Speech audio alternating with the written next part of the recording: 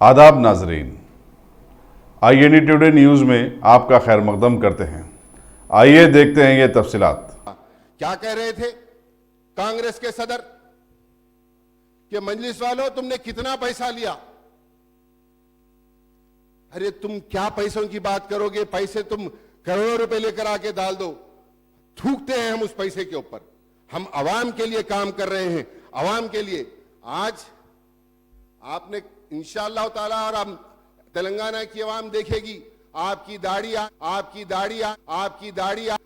दाढ़ी आने वाले 10 साल तक आपकी दाढ़ी नहीं कटेगी, आपकी दाढ़ी ऐसी रहेगी इंशाअल्लाह। हुसामा बिल्लादिन से बड़ी दाढ़ी हो जाएगी आपकी, लेकिन आपका ख्वाब कभी पूरा नहीं होगा। अगर आपने हमारे चैनल को सब्सक्राइब नहीं किया है तो आपको यहाँ सब्सक्राइब बटन दिख रहा है, उसे क्लिक करिए और सब्सक्राइब कीजिए, और साथ ही साथ बेल आइकॉन को भी क्लिक करिएगा, जिससे कि आपको ताजा अपडेट मिलते रहें।